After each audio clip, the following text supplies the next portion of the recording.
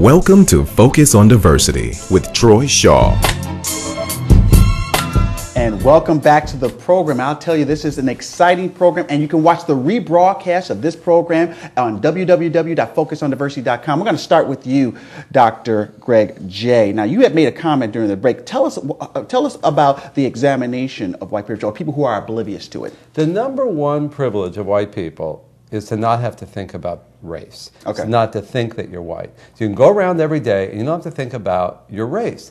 If you are not white, you have to think about it all the time. You have to think about it because mainly when you travel across neighborhoods, suddenly you're in the neighborhood where you're the only person who looks like you. You pick up the newspaper and there's nobody that looks like you unless they've committed a crime. You turn on TV, there's nobody that looks like you unless they're acting like a fool.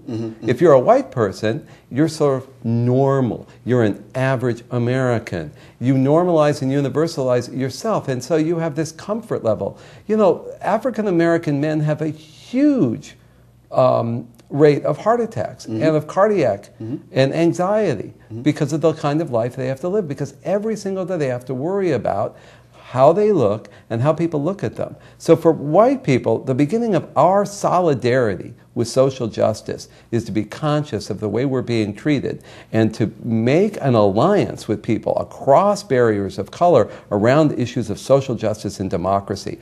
I am for those kinds of alliance politics, but they begin with white people admitting that we're being treated differently and it's not fair. Michael, it is very difficult for anyone to admit they're wrong in anything, but here we're telling people who have never had any inkling of thinking that they have been prejudiced or racist in any fashion, and we're telling them you need to think about this, and you are part of the problem because you don't think about that. Is that a fair not necessarily that they're part of the problem. They're part of the problem if they don't move to correct it. They don't pull down the barriers. They don't know about it, Michael. What they know about it, the fact of the matter is, and we just talked about this, if we both drive in separate vehicles to the university where he teaches, at a certain point, as soon as we enter those suburbs, I am going to be very, very conscious to the point of paranoia, watching out for the police officers, because statistics show that I will be stopped. He doesn't have to, he can be on the cell phone, listening to the radio, and cruising along 10 miles over the limit, and he doesn't have to worry about it because it's based upon white privilege. When I walk to a mall with a $500 suit on, and white folks walk around me, and then when I get into that store, and the security guard, despite what I'm wearing, despite my status, despite my education,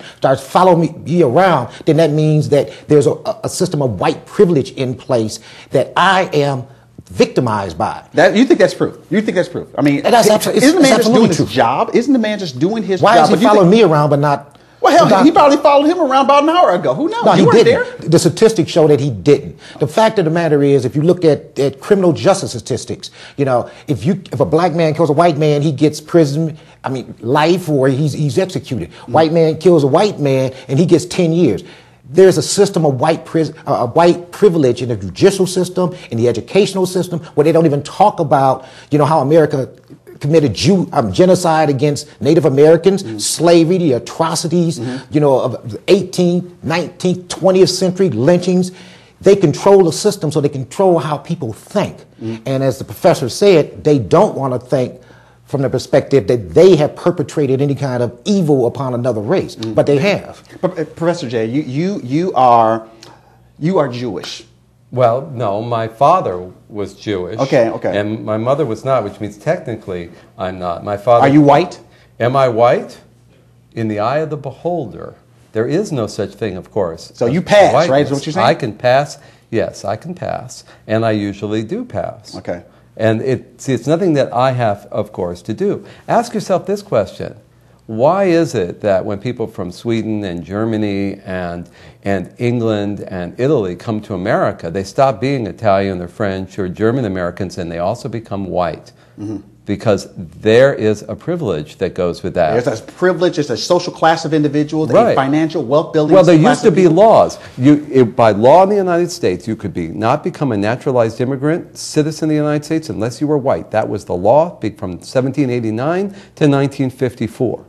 You know, the Chinese immigrants to the United States sued to become white because they couldn't become citizens because they were not considered white. Did you know that the GI Bill was not open in Social Security were not open to people of color because of the way that they were set up, domestics and agricultural. But that doesn't get away from the fact that there are more white people, not privileged or impoverished, in horrible situations than there ever were black That's just people. because there's more white people But than there are black people or any other group. Indeed, That's why there we're is. called quote unquote minorities, Okay. which is in itself a racist term. But those individuals aren't being privileged, and for you to say that they are, and they're not receiving the great benefits of that, they're white, in many cases, it's unfair. No, it's not. It's like saying that black men don't have male privilege. Of course, black men have male privilege.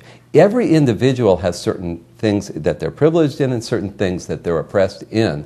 You have certain privileges because you're a man, and you have certain demerits because you're Isn't black. that just human nature, human society? That's just the way that it Only is. in America. You think Only in America.